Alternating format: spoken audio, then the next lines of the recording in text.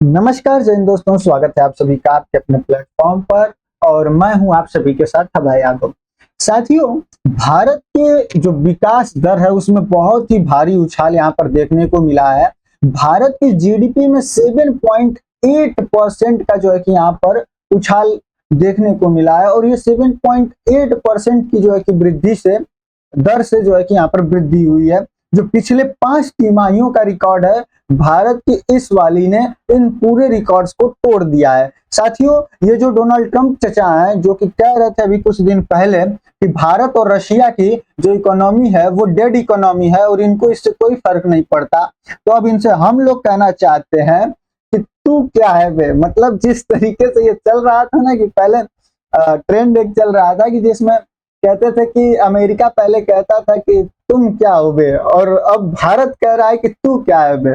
तो मतलब कुछ उसी तरीके का सिनारियो हुआ है इनका, जैसे कि मोय मोय हो गया है। जैसे ही ये भारत को डेड इकोनॉमी घोषित किए और उसके बाद भारत और रशिया को, तब तक भारत ने इतनी अच्छी यहाँ पर ग्रोथ दिखा दी कि अब इनका मोय मोय पूरा हो चुका है। और मुंह लटका के लल्लू टाइप बैठे हैं और मोदी जी यहाँ पर मुस्कुराते हुए पूछ रहे हैं और क्या हाल चाल है। तो कुछ इस तरीके का यहाँ पर सीन हुआ है। आइए डिस्कस करते हैं इस पूरी वीडियो में कि आखिर क्या हुआ, कैसे हुआ और मतलब कितनी ग्रोथ है। साथ ही इसमें कुछ चिंता की भी बातें हैं जो कि फिलहाल आप लोगों को जानना जरूरी है, क्योंकि हमें अपने देश की सारी चीजों को, अगर हम लोग कहीं सक्सेस हो रहे हैं उसको सेलिब्रेट करना भी जरूरी है। लेकिन ऐसा नहीं कि हम अपनी आंखों पर अंधभक्ति का या फिर किसी भी प्रकार का चश्मा लगाकर बैठ जाएं कि अपने यहाँ की कमियों को न देखें। अगर हमें आगे बढ़ना है तो अपनी कमियों को भी देखना होगा और उसको भी सुधार करना होगा, ताकि हम आगे चलकर भी इस तरीके का सेलिब्रेशन जो है कि यहाँ पर कर पाए। चलिए स्टार्ट करते हैं वीडियो और सारी चीजें आपको अच्छे तरीके से और विस्तार पूर्वक दिखाते हैं। साथियों, उससे पहले आप सभी से छोटी सी रिक्वेस्ट है कि साथियों, ये जितना कंटेंट हम लोग लेकर आते हैं, इन कंटेंट को तैयार करने में घंटों की रातों की मेहनत लगती है। ये कल का आया हुआ न्यूज है, लेकिन इसको हम आज लेकर आपके बीच आ रहे हैं। इसका अर्थ यह है कि हम इसमें भारी रिसर्च करके जो है ये आप तक पहुंचा रहे हैं। तो आप लोगों से अनुरोध है कि कृपया करके अगर चैनल पर नए हैं तो सब्सक्राइब कर दीजिएगा। आपकी अपनी जो कुछ भी राय होती है इस विषय में कमेंट जरूर किया करिए। इससे आप अपनी राय भी कहीं रखने के लिए जो है कि यहाँ पर प्रेरित होते हैं और रखने के लिए जो है कि सीखते हैं। साथ ही हमें भी बहुत ही अच्छा लगता है आपकी राय जानकर, चाहे अच्छी हो बुरी हो, हमारे बारे में कुछ सजेशन हो, वो सारी चीजें यहाँ पर आप जो है कि डिस्कस जरूर किया करिए कमेंट सेक्शन में।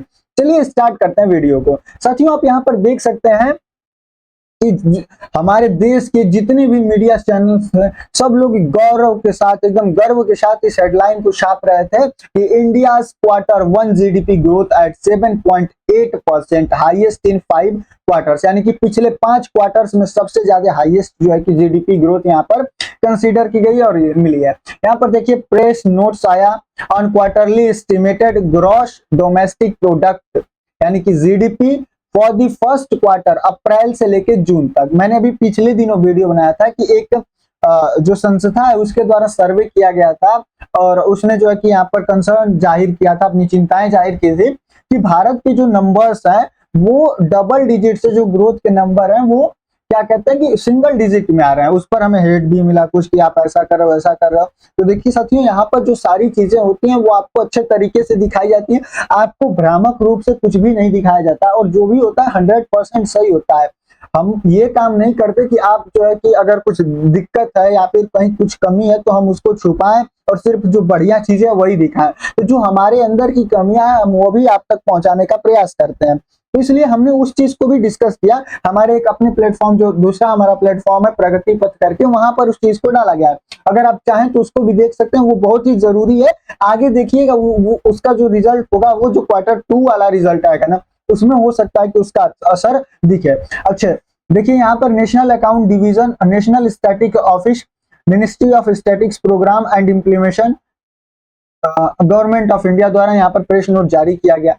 अब इसमें जो है ये बड़ी तस्वीर देखिए क्या है। तो देखिए अप्रैल से लेके अप्रैल जून 2025 में तिमाही, आप सभी को पता है कि 1 अप्रैल से लेके और यहाँ पर जो है कि जून का यहाँ पर ये टोटल जो है कि जून तक का यहाँ पर टोटल डाटा आया है। ठीक। तो ये एक क्वार्टर होता है, ठीक है। तो इसमें जो है कि और देखिए ये तो टेन्योर होता है कितने दिन का, मात्र और मात्र 3 महीने का, लेकिन इसका जो रिजल्ट आता है ना वो 1 से 2 महीने बाद आता है। और ऐसा क्यों होता है, क्योंकि ये पूरा जो डाटा होता है इसको एनालाइज करने में, अपनी रिपोर्ट्स तैयार करने में 1 से 2 मंथ का जो है कि यहाँ पर टाइम लग जाता है। तो इसके वजह से यहाँ पर जो डाटा है वो कुछ इस तरीके का यहाँ पर आपको देखने को मिलता है, ठीक है। तो 1 अप्रैल और जून 2025 से तिमाही में भारत की अर्थव्यवस्था साल दर साल 7.8% जो है कि यहाँ पर बढ़ी है, और यह पिछली 5 तिमाहियों में सबसे ज्यादा इसमें जो है कि वृद्धि हुई है। साथियों, अब वृद्धि अनुमान से ज्यादा तेज है। विश्लेषकों ने 6.3 और 7.7% का, यानी कि जो आरबीआई है ये खुद मान रहा था कि हमारी जो जीडीपी ग्रोथ होगी वो करीबन 6.5% के पास रहेगी, लेकिन ये जो है पूरे रिकॉर्ड्स को तोड़कर, मतलब जो सबसे ज्यादा अनुमान लगाया गया था वो लगाया गया था कि बहुत ज्यादा ऊपर जाएगी, तो ये 7% जा सकती है, लेकिन इसने सारे रिकॉर्ड्स को तोड़कर ऑल टाइम हायर में जाकर ये 7.8 यहाँ पर देखने को मिली। अब साथियों अगर कंपेयर करें तो देखिए Q1 जो था 24-25 का, उसमें 6.5% थी, और यहाँ पर अभी कितना है तो 7.8%, यानी कि अगर Q1 to Q1 यहाँ पर कंपैरिजन किया जाए पिछले साल के और इस साल की अपेक्षा, तो मतलब अच्छा खासा यहाँ पर गैप देखने को मिल रहा है। उसके बाद Q2 में 6.8, फिर Q3 में जो है कि 2024-25 में 7%, और Q4 में जो है कि यहाँ पर 24-25 में 7.4% यहाँ पर जो है कि दर्ज किया गया था। साथियों यह एक स्थिर और ऊर्ध्वगामी प्रक्षेप पथ को इंगित करता है। आप यहाँ पर देख सकते हैं कि जैसे Q3 में यहाँ पर कितना था, तो यहाँ पर ये रिजल्ट था। उसके बाद फिर यहाँ पर अभी जो परसेंटेज है वो यहाँ पर आपका 7.8 के पास यहाँ पर जो है परसेंटेज पहुंच चुके हैं, ठीक है। आइए आगे देखिए दोस्तों, यह जो जीडीपी निकाली गई है यह जो होती है, यह 2011 और 12 के जो प्राइसेस थे, यह जो 11-12 के मतलब जो 2011 और 12 के जो प्राइसेस थे उनके आधार पर निकाला गया है, और उसके हिसाब से इसको जो है कि रियल जीडीपी मानकर यहाँ पर देखा जाता है। तो उस हिसाब से अगर आप देखें तो 2023-24 के सेशन में टोटल जो जीडीपी थी वो थी 41,70,114, वहीं फिर यहाँ पर करीबन 44 लाख पॉइंट, और उसके बाद 47 लाख पॉइंट पर यहाँ पर पहुंच गया। अगर 24-25 का कंपैरिजन करें तो भारत की जीडीपी यहाँ पर अच्छी खासी उछाल मारी है, जहां पर 6.5 था Q1 में, वहीं इस बारी कितना है तो 7.8 है, ठीक है। अब साथियों आगे चलते हैं, तो देखिए इसको नापने का मतलब कि जीडीपी का जो फॉर्मूला होता है वो होता है C+I+G+NX, यानी कि टोटल नेशनल इनकम। अगर इनकम अप्रोच की बात करें तो टोटल नेशनल इनकम इसमें देखा जाता है, प्लस सेल टैक्सेस देखा जाता है, उसके बाद जो डेप्रिसिएशन होता है वो, फिर नेट फॉरेन फैक्टर इनकम होता है। इन सारे को जोड़कर जो है कि इनकम अप्रोच निकाला जाता है। और वैल्यू एडेड अप्रोच की बात करें तो इसमें से आपको ग्रॉस वैल्यू आउटपुट में से जो वैल्यू इंटरमीडिएटेड कंजप्शन होता है, यानी कि जो खर्चा होता है, उसको घटाकर जो है कि टोटल यहाँ पर निकाली जाती है। अब साथियों अगर करंट प्राइसिंग के हिसाब से देखें तो भारत की जीडीपी अगर करंट प्राइसिंग के हिसाब से देखें तो यहाँ पर जो 2024-25 वाला सेशन था उसमें करीबन 79 लाख पॉइंट था, ठीक है। और ये इस बारी घटकर जो 25-26 वाला था ये 86 लाख के पास आ गया है। तो अगर करंट वाली जीडीपी के हिसाब से देखें तो भारत का जो है कि यहाँ पर माइनस हुआ है, लेकिन हम लोग इससे नहीं कंपैरिजन करते हैं, हम लोग किसको मानकर चलते हैं तो हम लोग 2011 और 2012 वाले को मानकर चलते हैं कि उस समय के प्राइस के हिसाब से जो है कि तय किया जाता है, ठीक है। तो ये चीज यहाँ पर देखने वाली है और आपको समझने वाली चीज है।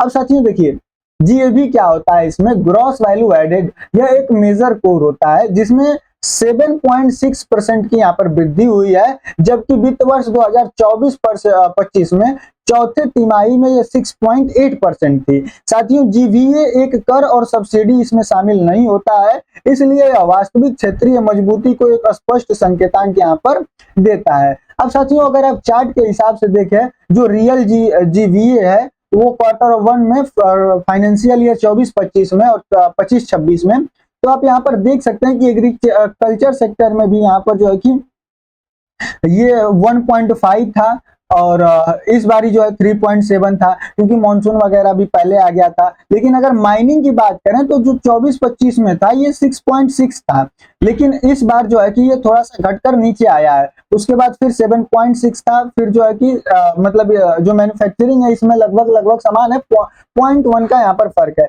लेकिन अगर इलेक्ट्रिसिटी, गैस, वाटर सप्लाई और अदर यूनिट सर्विसेज में देखा जाए तो यह 24-25 में 10.2% के पास था और इसमें 0.5% के पास है। इस तरीके से करके ये जो है कि सारी चीजें यहाँ पर देखी गई है और निकाली गई है। अब साथियों बात करते हैं कि विकास के जो प्रमुख चालक रहे वो क्या थे। तो देखिए पहला है कि सरकारी पूंजीगत व्यय। देखिए बुनियादी ढांचों पर बुनियादी ढांचों में भारी सार्वजनिक निवेश ने निर्माण और संबंध के क्षेत्रों को बढ़ावा दिया है। सड़क निर्माण, जैसे कि सरकार द्वारा सड़क निर्माण, रेल विस्तार, रक्षा उत्पादन और औद्योगिकी की मांग को यहाँ पर बढ़ावा देता है। यानी कि सरकार ने इन चीजों पर अच्छा खासा फोकस किया जिसके वजह से यहाँ पर ग्रोथ देखने को मिली। वहीं अगर दूसरा बात करें तो सरकारी व्यय, बढ़ती हुई आवास की मांगों से निर्माण क्षेत्र में वृद्धि को बल मिला, जिससे कि मतलब यहाँ पर मांगें बढ़ी जिसके वजह से सीमेंट और जो इस्पात वगैरह हैं इनके उत्पादन में वृद्धि हुई, क्योंकि यहाँ पर मांग बढ़ी तो यहाँ पर वृद्धि हुई।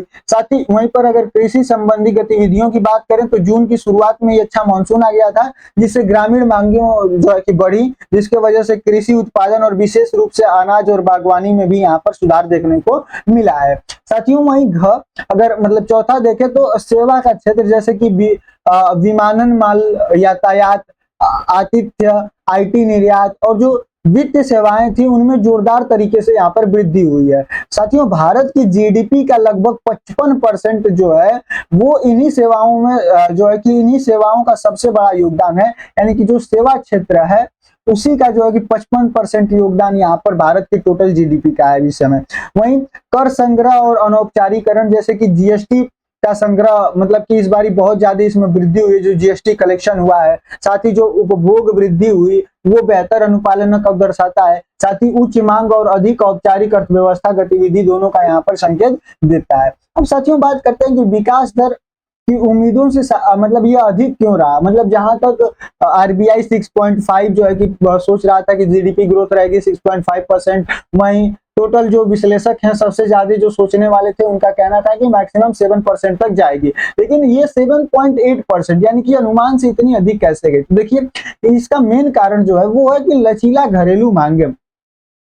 सरकार के नेतृत्व वाले निवेश चक्र ने कमजोर और निजी निवेशकों की भरपाई कर दी। यानी कि हमारी जो जीडीपी है उसमें जो सरकार की मांग है, मतलब कि जो यहाँ पर उत्पादन होता है और जो खपत होती है उसका ज्यादा जो फैक्टर होता है वो हमारे यहाँ हमारे ही देश में जो है कि कंप्लीट हो जाता है। ठीक है, मतलब उसको अपने ही देश में खपत कर दिया जाता है। और सरकार ने जो यहाँ पर जैसे कि जो निवेश चक्र थे जो कमजोर थे और निजी निवेश थे उसकी जो है कि यहाँ पर भरपाई कर दी, तो इसके वजह से जो है कि यहाँ पर ग्रोथ देखने को मिली। साथ ही जो अमेरिकी टैरिफ की धमकियों के बावजूद भी निर्यात में गिरावट नहीं आई, जिसका एक कारण है कि मध्य पूर्व और अफ्रीका की ओर विविधीकरण भी था। यानी कि ट्रंप के धमकी के बाद यहाँ पर जितनी भी चीजें थी उसके बाद भी यहाँ पर जो हमारा एक्सपोर्ट हो रहा था और इंपोर्ट हो रहा था उसमें किसी भी प्रकार का यहाँ पर दिक्कत नहीं आया, क्योंकि मध्य पूर्व और जो अफ्रीका की ओर है वहां पर हम लोग को ऑप्शन यहाँ पर मौजूद था। इसके वजह से जो है कि जीडीपी में ग्रोथ यहाँ पर देखने को मिली। साथ ही अगर ग्लोबल कॉन्टेक्स्ट की बात करें विश्व स्तर पर तो देखिए भारत की जो जीडीपी है वो 7.8% पर है, जो कि फास्टेस्ट ग्रोइंग है मेजर इकोनॉमी में। वहीं अगर चाइना की बात करें तो Q2 इनका जो था वो करीबन 4.9% था। यूएस का जो था वो Q2 की जो ग्रोथ थी वो करीबन 3.3% थी। वहीं यूरो जोन की Q2 मतलब यूरोपियन यूनियन के साइड की वो 0.6% थी। मतलब कि अच्छा देखिए एक चीज और भी है, अभी आप लोग सोच रहे होंगे कि हम लोग चाइना को पीछे छोड़ दिए, यूएस को पीछे छोड़ दिए, सबको जो है कि पीछे छोड़कर 7.8% के दर से या 8% के दर से यहाँ पर बढ़े।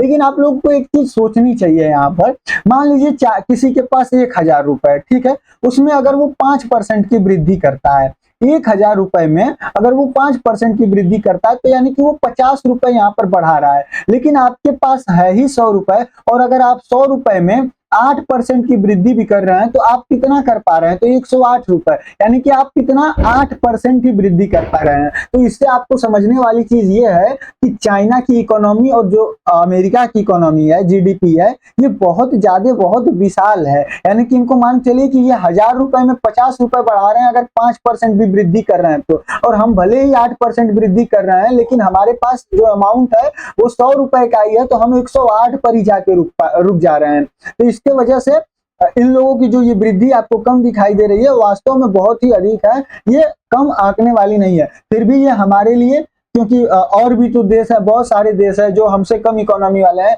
लेकिन उन लोगों का उन लोगों का भी तो चाहिए कि 10% 12% आना चाहिए, लेकिन उन लोगों का नहीं आ रहा है। इसका मतलब हम कहीं ना कहीं बेहतर कर रहे हैं, लेकिन हमें इस चीज का भी ध्यान रखना चाहिए, सिर्फ अपनी अच्छी चीजों को नहीं, अपनी कमियों को भी देखकर उसको सुधारने का यहाँ पर काम करना चाहिए। साथियों, भारत का बेहतर प्रदर्शन वैश्विक विकास के प्रमुख चालक के रूप में उसकी स्थिति को यहाँ पर मजबूत करता है। साथियों, आइए आगे बढ़ते हैं और अब देखते हैं कि जो जोखिम है और जो चेतावनियां हैं वो किस प्रकार के। देखिए, बाहरी प्रतिकूल परिस्थितियां, जैसे कि अमेरिका ने भारतीय निर्यात पर जो है कि यहाँ पर नया टैरिफ लगा दिया। अगर मांग कमजोर होती है तो इसका जो है कि दूसरी तिमाही में वृद्धि की दर पर प्रभावित पड़ेगा। यानी कि ये जो टैरिफ का असर है ना, ये टैरिफ का असर आपको अभी नहीं, ये जो क्वार्टर टू आएगा जून के बाद वाला, जून जुलाई अगस्त वाला, इसमें जो है कि आपको यहाँ पर देखने को मिल सकता है। अगर मांग यहाँ पर कमजोर हो गई, अगर हम लोग एक्सपोर्ट करने में जो है कि यहाँ पर दिक्कत आई तो। वहीं जो निजी निवेश है उसमें कमी, अगर सरकारी खर्च यहाँ पर मजबूत है लेकिन कॉरपोरेट पूंजीगत व्यय धीमा बना हुआ है, और उच्च उधारी लागत और वैश्विक अनिश्चितता के कारण जो है कि कंपनियां भी यहाँ पर सतर्क हैं। तो इसके वजह से हो सकता है कि क्वार्टर टू में कुछ जो है कि बेहतरीन की जगह थोड़ा सा डाउन यहाँ पर देखने को मिले।